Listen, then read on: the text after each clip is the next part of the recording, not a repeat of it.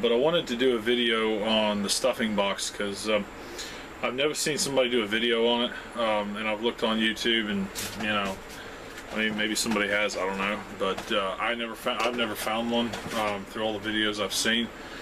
So what I wanted to do is kind of, you know, give you an idea what the stuffing box is, in case any of you guys are wondering.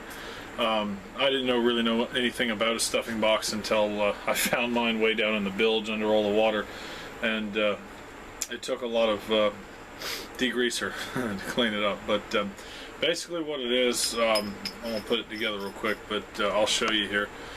Basically what this thing is it's a brass pipe. It's a fitting with threads. You have a rubber hose that attaches to this end, the smooth side, and that'll go to the back of the boat where the well, mine's a PVC pipe basically. It may be out of a little different material, but that's what it looks like, and that connects the two for the water seal. And then you have this stuff, like, it looks like rope, but it's got like 3 different compounds. I don't know what it is. It's some sort of I don't remember what he said. Some are made of wax, and then this one here I bought is made of like 3 different types of materials, but it just looks like rope. You'll take the end cap off, which is pretty easy. You know, you unscrew that, and you also have a nut ring here that, you know, you can adjust to tighten this the way you need to, and I'll explain that in a second. And it's kind of, if you know anything about cause, if you rebuild an engine, your pistons have rings. You have 2 compression rings and an oil ring in most cases. Think of this as a piston ring. Okay, you're going to bend it and cut it to size. What I'm going to do is I'm going to do just one example, because I still have to cut 2 more pieces. But in here, in the inside, you'll see where you got to be. Hopefully you can see that flush against the wall here, where my finger is. So you basically take this and you're going to make a circle out of it, just a little O-ring, and you're going to stick it down in here. And I can't really show you while I'm doing it, it's kind of difficult, but you basically just stuff the ring or the rope down in there, and it works as like a rubber gasket basically.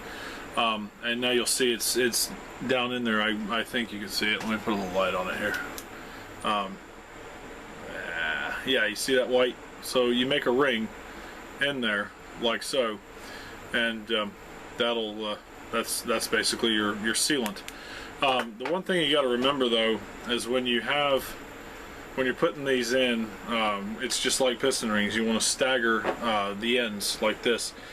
This end you want to make at 12 o'clock, and then you want to make the next one at like 4 o'clock, and then make the other one at 9 o'clock. Or you could do, you know, 12, 3, 6, and 9 if you do 4 of these.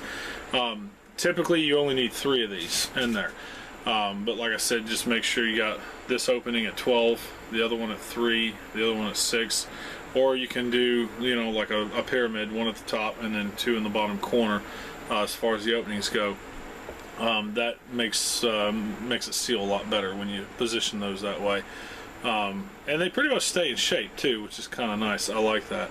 But anyway, once you get these pieces in there, you get all 3 of them in there, you'll of course put it back together, and then you screw it down to where it tightens against these little ropes. You just tighten against them, and you're gonna put a pretty good turn on them. They're not gonna be snug. They're gonna be a little more than snug. You know, crank down on it a little bit to flatten them a little bit. That helps seal this hole here when the shaft is through it. So that's basically a stuffing box. There's not a lot to it. It's just something new to learn.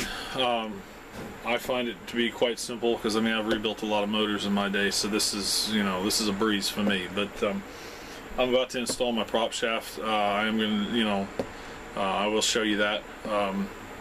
But right now I'm just going to cut the other 2 pieces and put those in the stuffing box. And once the stuffing box is ready, I'll install the prop shafts.